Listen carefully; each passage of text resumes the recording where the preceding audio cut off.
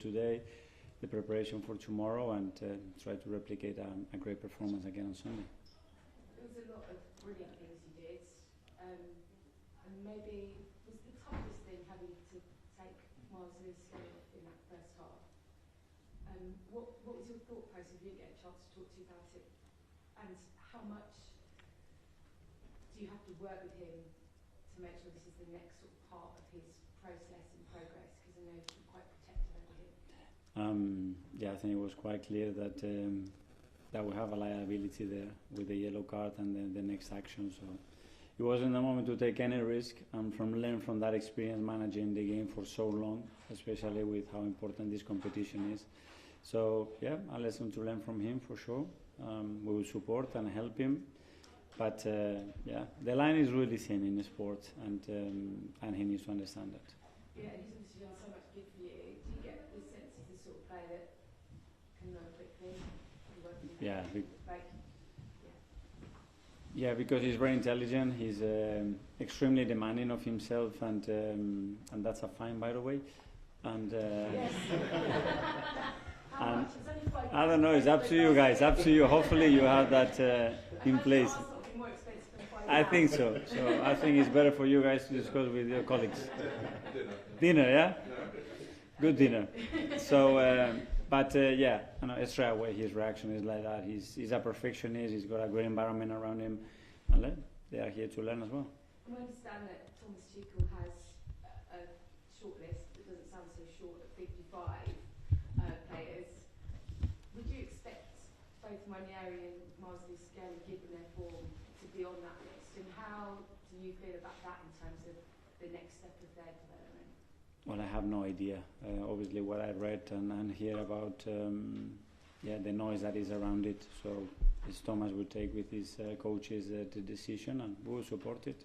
But obviously, somebody who's nurturing them, would you like to see that? Would you feel at this point in their career that's good for them? To be around a different environment, to learn something a bit different?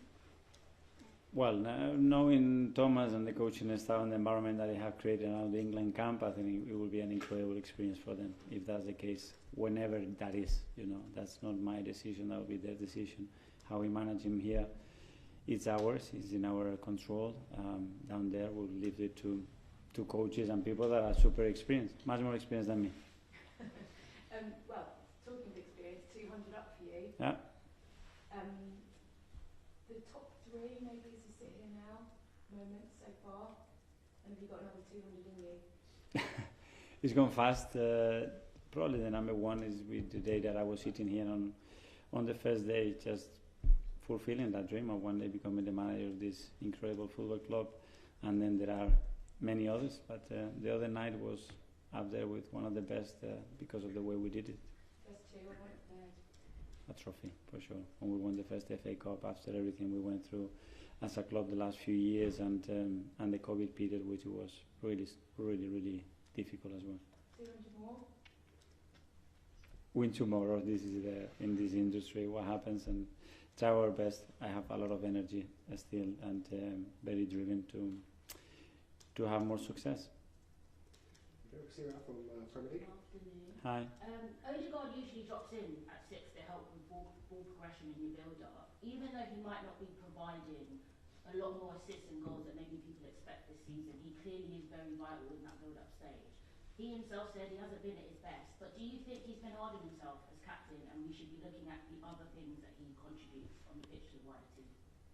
Yeah, obviously when you isolate data and you are looking at certain aspect of the game, that cannot reflect just the overall performance of a player for sure, but he's got ability to do that, what you are talking about in that phase, and then still arrive in great positions, in great situations to provide assists and to score a goal, and he proven that many times, and the other game I think it was a very good example of that. And we've seen a lot more variance in build-up and positionally from your players, obviously due to your injuries. PSV, we saw Timber near the back post, get the header. Calafiori was very high up. You had about 6 players in the box at times. Has this period really inspired you with different attacking opportunities, to the possibility where when you have your full attacking options back, you still want to be a bit unpredictable and a little bit more fluid than you possibly have been in the past? Yeah, we need to look at threats from other areas, and obviously we lost very important wingers that provided a lot for us in that final third, and we're looking to explore other options as well. The team has this capacity to adapt, a lot of players with great football intelligence as well, to understand when to move and why, especially they do certain things, and they certainly float, and we saw actions and combinations that very difficult to defend. Ruben Amorim said the key for him and the team will be surviving physically through the match on Sunday. How physical do you expect this match to be? Because even through the rough patch that they're having, they've surprised people with results in the most random of times, and it's at Old Trafford.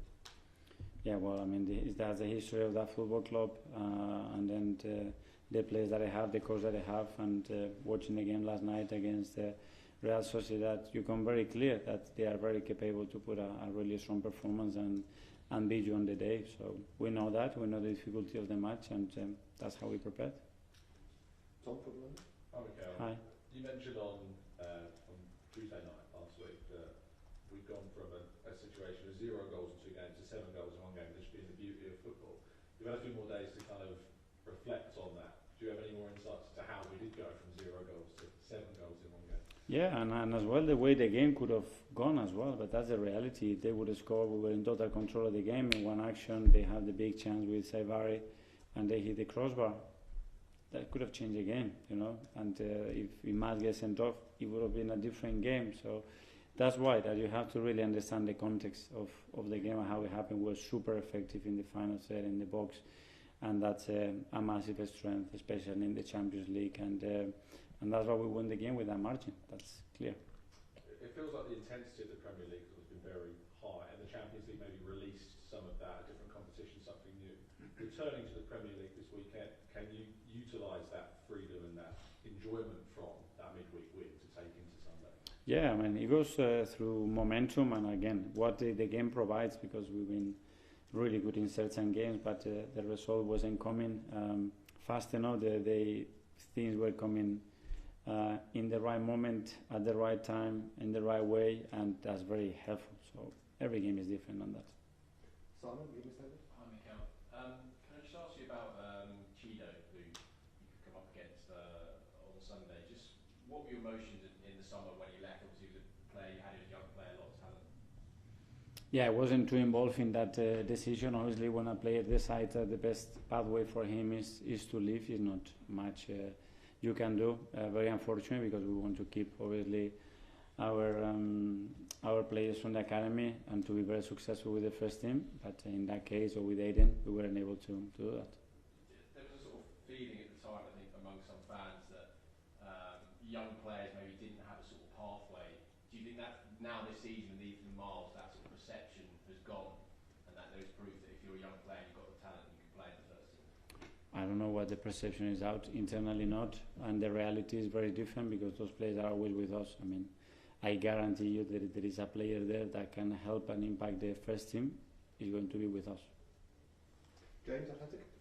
Hi, Mikel. Just on Miles quickly, is it a difficult challenge to strike the right balance with him? Because physicality, riding the challenges, the winning duels, is such a fundamental part of who he is on the pitch. How do you control that without taking it away from his game? I think dominating the situation, that's it. Controlling the situation. You need to dominate what space you are defending, what is the level of exposure that you have, is the opponent facing you, not facing you. So what is the probability to win that ball, and when you have to commit to certain duels. And there you have to apply defensive principles that are very clear, to most of the time have the best possibility to win the ball and don't get yourself exposed. If you don't do that, at that level, big problem. Just on your other left back, Ricky, I mean, he's showing this incredible attacking intuition. Like, he looks like a centre forward at times, the way he moves, the way he finishes. Is that something you knew about him, or is it something you've discovered since he arrived?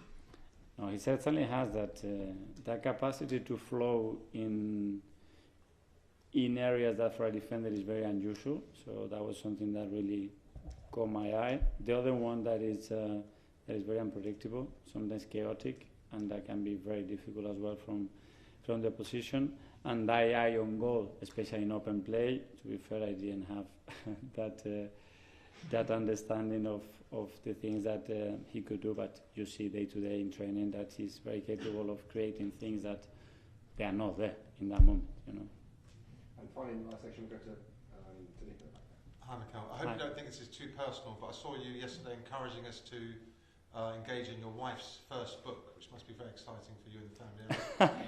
I just wonder if there's any sort of crossover that you talk to each other about how to. Well, very proud of her because she's doing amazing, and she had an incredible career in various ways, and she's very much into that right now.